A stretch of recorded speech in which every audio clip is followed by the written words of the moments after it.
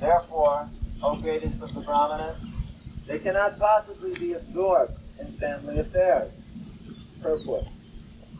In Bhakti Rasamrita Sindhu, it is said that by executing devotional service to the Lord, one can understand the transcendental position of the living being and the Supreme Personality of Godhead. The Supreme Personality of Godhead cannot be understood by any means except bhakti. The Lord confirms this in Srimad Bhagavatam. Bhaktyaham ekaya praya. Only by executing devotional service can one appreciate me. Similarly, in Srimad Bhagavad Gita, Lord Krishna says, Bhaktyamam abhijanati. Simply by discharging devotional service, one can understand me. Thus, for a bhakta to become attached to family affairs is impossible, since a bhakta and his associates are liberated. Everyone is searching after ananda or bliss, but in the material world, there can never be any bliss. It is only possible in devotional service. Attachment for family affairs and devotional service are incompatible. Therefore, Maharaj Parikshit was somewhat surprised to hear that Maharaj Priyavrata was simultaneously attached to devotional service and to family life. Nanunam mukta sanganam tadrishanam vijashava vihesva vinivesho yam muktasam bhavitumahati. Devotees are certainly liberated persons. Therefore, O greatest of the Brahmanas, they cannot possibly be absorbed in family affairs.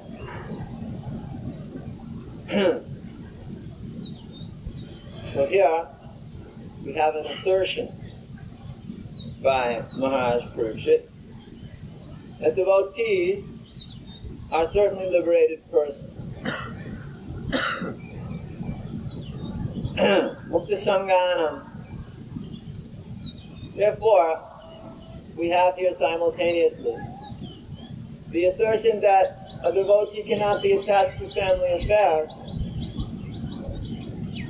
or that a bhakta, on the other hand, is one who is completely liberated from the entanglement of material existence. Implied within his statement is that if you are attached to material affairs like family life, then there's something wrong there. This cannot be a pure bhakta, shuddha bhakta. Some contamination, some mixture with the karma kanda, jnana kanda, processes, fruitive activity, mental speculation. Bhakti, which is mixed. Karma mishra bhakti, jnana mishra bhakti. Devotional service is, in essence, pure. But when one who performs that service is impure and is filled with material motivation, then the bhakti which he performs falls into a category called jnana mishra or karma mishra. This is certainly part of the purifying process, but it is not the topmost stage of pure devotion. Maharaj Parikshit refers here to that stage in which one has no longer any attachment. One is completely freed from the attachment of the material existence. And that attachment is very deep. It is very rare that a person will become completely free from the attachment to the material world. Muktanam, Visidanam, Narayana, Parayana, Sadurlabh, Pasanatma, Kotishu, Mahamani. Stated that out of many liberated persons, there are many liberated persons, but one who is actually Narayana Parayana, That means fully absorbed in Narayan, the Supreme Lord. Totally committed to his eternal devotional service. Such a person is extremely rare. Lord Shiva once told Parvati, Narayana Paraksave Nakusastanda Vidyati Svaga Pavaga Narakeshu Apituyata Darshana. When Parvati cursed Mars Chitraketu, Mars Chitraketu took it as the mercy of the Lord. And actually speaking, Lord Shiva chastised her by saying that you should not have done that. He is a transcendental soul. But he has accepted it without any problem. Because he is such a devotee. Narayana Paraksarve. He sees Narayan everywhere. He is totally absorbed in the transcendental form of the Lord every place. Even if he goes to the heavenly planets, or even if he descends to the lower planets, he'll still be engaged in serving Krishna. In Bengal, there's a saying, the milling machine will go on milling wherever it is put. If it is put in the heavenly planets, it will mill rice. If it is put in the lower planets, it will mill rice. Prabhupada once also told us when we were in Bombay in 1972 in hellish conditions, or worse than hellish, he said, the cow will give milk anywhere. We put her in a dirty place, we put her in a clean place. Our business is to eat grass and give milk. Similarly, wherever the devotee is, he is meant to perform devotional service. So, actual devotee is not obstructed by any condition, external conditions, which may be placed by the material energy. He is freed from such attachment. Wherever he may be, in whatever planet, or whatever circumstance or country. This was perfectly exemplified by Srila Prabhupada when he went to America. Extreme culture shock must have been there. To come from Vrindavan, the Krishna's place, pure place, where sinful activities were, compared to New York City, non-existent. Or compared to the standard, quite a bit less. So, still going on, same program, every day, engaged in Krishna service, and pushing on this Krishna consciousness movement.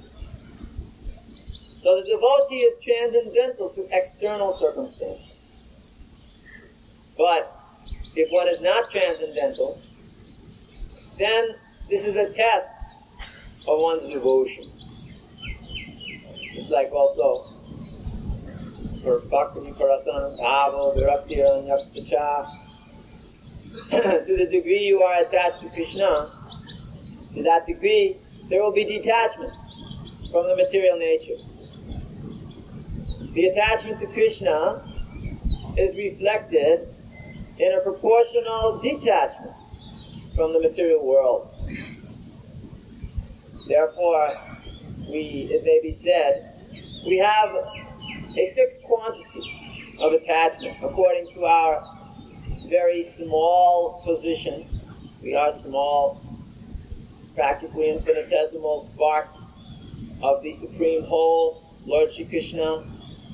And we have some quantity of attachment that is possible according to our nature. If 100% of that attachment is directed towards Krishna, that is perfection. If 20% attachment is directed towards Krishna, that means 80% attachment will be directed towards the material nature. If 80% attachment is directed towards Krishna, 20% attachment will be directed towards the material nature. specifically in reference to this body. The more you are attached to Krishna, automatically the less one must be attached to Maya. Therefore, the business of the devotee is to become 100% attached to Krishna. It is described about this attachment in another place also. Prasangam acharam pasham atmanam kavayo viduho sa eva sadhushu krita mokshadvaram mapavito. Attachment must be there, as already explained, because it is the nature of the soul to be attached. The soul, being very small, must take shelter of either the material energy or the spiritual energy, being that these energies are vastly superior to us. These energies are vastly superior because we are very small.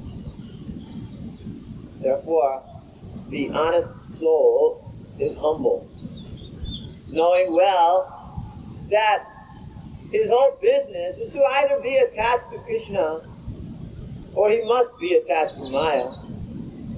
So he has to be fully attached to Krishna. You understand? And that he is totally controlled by Krishna. Because Krishna is the supreme controller. Ishvara Parama Krishna. However, being that we're very small and we are in the middle of Maya, surrounded by Maya, encased in Maya, in this body which is dull and ignorant, which simply emits foul substances, which is filled with unceasing desire to enjoy material existence. We are encased in this body and we are surrounded by persons who are similarly ignorant, and the whole material nature is totally covering all of the knowledge of the living entity. The wise living entity is covered by lust. And this lust causes him to take various positions in this material world. Therefore, prasangam, ajaram, hasham, very strong ropes of the material nature bind the living entity. These strong ropes, they tie one up around the waist and drag a person here and there in the material nature. Therefore, it is recommended that the attachment one feels must be used in Krishna's service by directly developing attachment for a saintly person. Saeva sadhushu kritaha.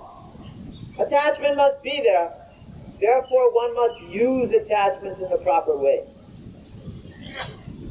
You cannot avoid to be attached. It is not that there is some way to be in a neutral stage. Neutrality does not exist in this material world. Because of our nature of being very small, we must become attached to something or another. Therefore the Shastra recommends, Saeva sadhushu kritaha, then put your attachment to a saintly person. For then, that attachment will bring one to perfection. Mokshadvaram apavataha, the door of liberation is flung open. Otherwise, that door is shut. And one cannot even know the door is existing or have a desire to go through it without the mercy of a saintly personality. Someone who knows Krishna. Someone who knows the Supreme Person and how to get to Him.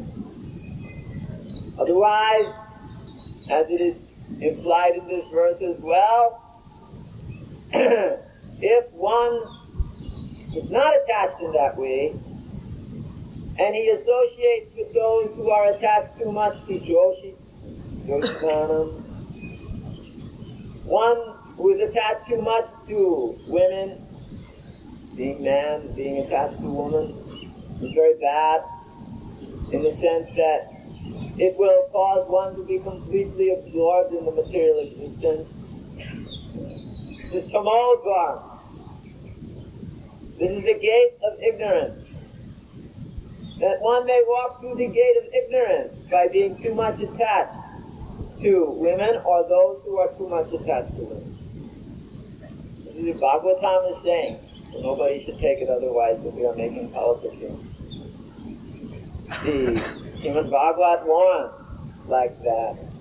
That this is the gate, the door, that one may walk through in ignorance, to be associating improperly, to be associating in a way which is not conducive to spiritual life. Where on the other hand, although the tendency in the material world is to be too much attached to money, women, like Hiranyakashipu, gold and soft beds, too much attached like that. The demon epitomizes the attachment in the material world. He molds his whole existence around these things. Everything is simply meant to glorify the body. Whereas the devotee is just the opposite. Vishnu Bhakta Pravedaiva Asuras Tad Viparjaya. The Asura and the devotee are 180 degrees apart in their opinion of how things should go on. The Asuras are attached to the biggest Asuras. It's like in the jungle, in the forest, the biggest animal dominates the other animals. If the lion is there, he dominates the other animals. The lion, here in Bengal, the lion has a very expert way of hunting. Now, the Bengal tiger, he's coming back into prominence, eating a lot of people here nowadays. So, they just simply circle around in the forest and emit an odor from their body, which we cannot perceive, of course, but the other animals know perfectly well what it means. And out of fear, an animal will fall from a tree or fall dead on the spot. And then the tiger will go and eat him. I was told this by one Raj here, former Raj. The lion hunting habit. So, now, he may be very big in the estimation of the animals of the forest. But from our point of view, he's an animal too. Similarly, in human society, some big demon may be expert at material affair and very powerful.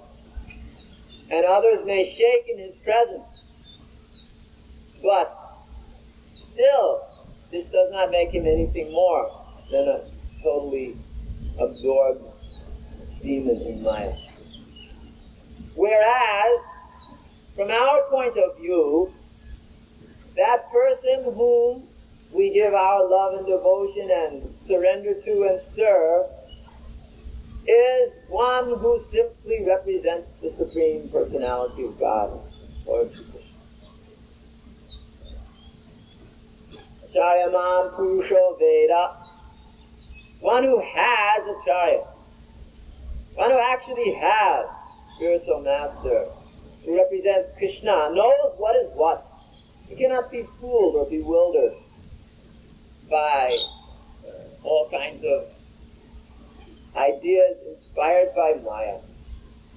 He will never fall victim to bodily identification. Even if the material nature will cause havoc, and the material nature will cause havoc, there's no doubt about it. There is no situation in this material world which is peaceful. It is always causing havoc. Prabhupada once told us that if you think you will find peace in this material world, you are in Maya. This is what the people in Maya think. Yes, I will find a peaceful circumstance, peaceful situation. It will be very nice. I will enjoy my home, my family, my society, my friendship, my love. Fame, profit, and distinction will be there. And above all, I will enjoy my sex pleasure. And in this way, I will demonstrate my propensity to control very nicely. But unfortunately, the material nature doesn't cooperate.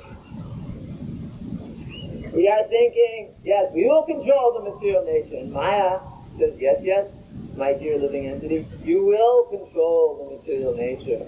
Yes, you just go on and keep endeavoring and trying. But the fact is quite different. The material nature controls us because of our size. We are small. We have only so much strength, so much skill, so much ability, so much knowledge, and it is very, very small. The material nature has been bewildering living entities since time immemorial. We are only newcomers on the scene. We are very tiny compared to the material energy. Material energy may slap us back and forth. Therefore, one who thinks of himself as the controller is undoubtedly absorbed in Maya. We are controlled in every respect. Therefore, choose who will control you. If one is controlled by the body, that's not very pleasant. The body will simply demand, now you eat more, now you sleep more, now you have more sex, now you run to the bathroom, now you lay down on the floor, here, take a fever. Here, have a miserable circumstance. Here you are in a bus filled with many other controllers, everybody controlling you, pushing you over. Enjoy that, O Supreme. The material nature is continuously giving us the indication how we are not the Supreme. And yet still we do not accept it. This is Maya. How powerful. We are shown to be fools, and still Maya insists, oh, you are great. And we believe it. This is Maya's power. Although sufficiently experienced, we still cannot see. Tesham pramakta-nidanam pashanapina pasyati. We have total, proper experience. Enough is there. We know what is right, what is wrong. We have seen, but we still cannot understand. And even a man knows not to do, still he will do. That is Maya's power. A person is knowing, if I do this, I'm finished. Still he does it. That is the power of Maya, because Maya is much stronger than we. Therefore, we have to surrender. Because we are small. We are very tiny. And Krishna can give us protection. Only Krishna. Krishna is the only protector. Because he is the supreme controller. Queen Kunti once prayed like that. She once offered her obeisance to Krishna, calling him Ishana, Kala Ishana. Because you control time. Krishna says, time I am. Kolosmi, Bhagavad Gita. When he is describing his various opulences, one of the most important, every one of them are important, but one of the most important, as brought up by Queen Kunti, emphasized, is that Krishna is the controller of time. And being that Krishna is the controller of time, he's the supreme controller because time controls everything. In time, every thing that exists will deteriorate and be destroyed, and in time, new things will be created again. Beginning with the body, the most important. most significant thing in our lives is our body. And yet by time, the body is created. By time, the body is destroyed. By time, empires are built, and by time, empires are destroyed. Periodically we see empire last for some time, and then it's finished. 200 years, maybe 300 years, who knows. And then by time it diminishes and destroys. Because time causes all things to take place. Time is the factor which determines when karma will be realized. When a good result will come is up to the point of time. When a bad result will come is up to time. The fruit is there, ready to be picked, but it is picked in due course of time. And Krishna controls time, therefore Krishna controls everything. Krishna controls the way in which the material nature works. Everything is under his control. Everything is pervaded by him. Ayam chitam sarvam jagala vyaktamurtina. Krishna is a vyaktamurti. Localized Paramatma, expanded throughout the whole creation, is not situated in any one particular place. And being situated everywhere, he is called Avyakta. Not manifested in any one specific spot. But because he is Avyakta Murti, the form, we understand how he is pervading in his transcendental form throughout every portion of this existence. In every atom.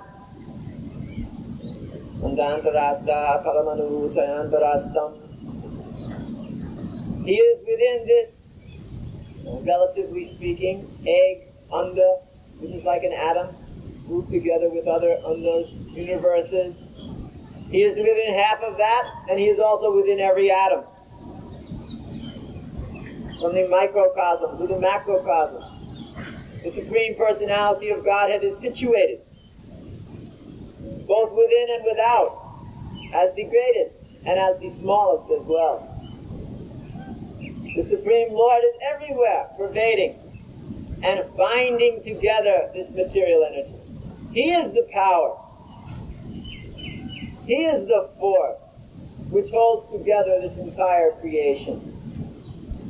It is he alone which binds all things together. Therefore, even the very existence of the material energy, in whatever form it may be, is completely situated on Krishna. He is the basis. After all, everything is situated within Brahman.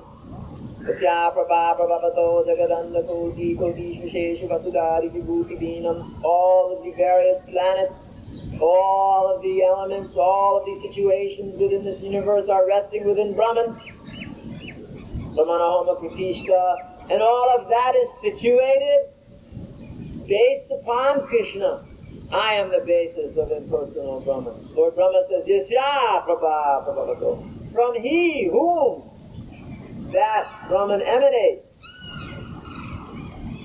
Therefore we find that Krishna is the source. Aham sarvasya prabhavo matta sarvam bhavadate. Everything emanates from him. Everything is resting on him. Everything is controlled by him as time. Therefore, what is Krishna's conclusion? Iti matva bhajanti ma bhura bhava samanditaha. Those who are wise means actually intelligent person. Surrender to me and worship me, Krishna says, with all of their minds and hearts and concentration. Iti matva bhajante mam. Mam. Worshipping me, Krishna says. Why should one worship something external or anything less than the Supreme? Worshipping time or providence is no use because Krishna is the controller. Worshipping anything of the material nature has no use. Even, it is very nice, Goddess Parvati is there, Lord Shiva is there, Lord Shiva is the seed-giving father. When Krishna says, I am the seed-giving father, he does it through Lord Shiva. Parvati, she is the mother, material nature, and thus they are worshipped, especially here in Bengal very much. Parvati is worshipped as Goddess Durga, Kali. So, that is all right, worshipping. However, to say they are the supreme and worship that way, that is false. Because they come from Krishna. The material energy comes from Krishna. Krishna says, I am the source of this material energy. I am the source of all energy. I am the source of everything. From me, everything flows. So therefore, to worship any demigod, Aham Adir Hi Devanam, I'm the source of the demigod, this does not make sense without understanding that they are representatives of Krishna. To worship the material nature alone, the elements. Some, they worship simply the elements. Some, who are in total modes of ignorance, they will worship a tree if they know a ghost is in it. In South America, everybody knows. Bhuta worship, very popular, Brazil especially. Here in India also, especially in the interior, big worship, Bhuta worship. But this is tamasic, ignorance, because they do not know Krishna. They do not know the source. They think that they will get something somewhere else. But you will only get according to your karma. Therefore, devotee approaches Krishna alone. He approaches Krishna alone because he knows that Krishna alone is the one who can satisfy our desires. Krishna alone is the one who can bring us to the point of any successful endeavor. It is by Krishna's grace something will be successful. It is by Krishna's grace something will be a failure. Sometimes Krishna will make us fail in order to teach us something. Sometimes Krishna will make us fail in order to teach someone else something. The Pandavas seemingly failed. They lost this gambling match, they lost their kingdom, they lost their wife, they were thrown into the forest.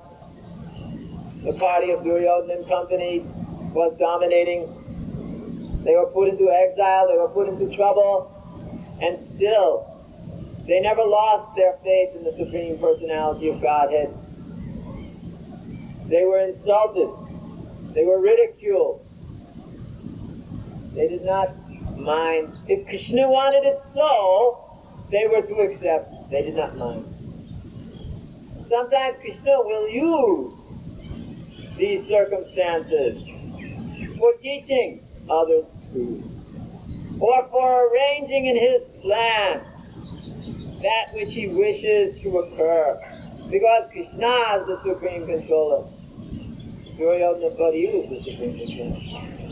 He was in for a shock. Because only Krishna is the controller. Only Krishna is the enjoyer. Only Krishna is the object of our worship and love. Only Krishna is the beneficiary of all sacrificial performances. Therefore we chant Hare Krishna, Krishna Krishna, Hare Hare, Hare Rama, Rama Rama, Hare Hare. Therefore we worship Krishna. Therefore we speak about Krishna. Because Krishna is the Supreme. And therefore we take shelter of Krishna. Because if he is the Supreme, then he is the supreme shelter of all the living entities throughout the universe. It is stated, his lotus feet are so all-pervading, all-encompassing. One can take shelter of them anywhere if his heart is dedicated to the Supreme Personality of God. And here in Mayapur it is so easy to take shelter of the Lord. For Lord Chaitanya and Lord Nityananda reside eternally here. And Lord Nityananda's lotus feet, Pada Kamala, Koti Chandra, Shitala, are just like the coolness which comes from hundreds of thousands of fresh full moons. The moon gives very pleasing, cool ray. And Lord Nityananda's lotus feet are giving that kind of shelter, are so cool and refreshing in this very hot, parched, dry, barren material existence. This material world is barren. There's no taste. For those who are a little bit cultured, they understand there's no taste here except the taste of the material existence, which is not at all pleasing. Therefore, to be pleased, to actually get some success in life, to get to the point of actual loving relationship with the Supreme, and thus satisfied, one has to surrender to Krishna. One should not say, yes, yes, later on I will surrender to Krishna. Sometimes the members tell us, when there is economic development, then we can surrender to Krishna. They used to say, when there is liberation from domination, then we will surrender to Krishna. They said, when India is freed from the English, then we can surrender to Krishna. When we have economic development, then we can surrender to Krishna. But these principles are born of Maya. If you want to surrender to Krishna, you can do it now, you can do it at any time. Whether a demon is in charge or anyone else. Because surrendering to Krishna has nothing to do with external circumstances. It has to do with the heart. It has to do with the soul. Taking full shelter of the Supreme Personality of Godhead. That is our mission. That is our goal. And if we can do like that, then our lives will become actually perfection. So it is time for meeting the deity. Hare Krishna.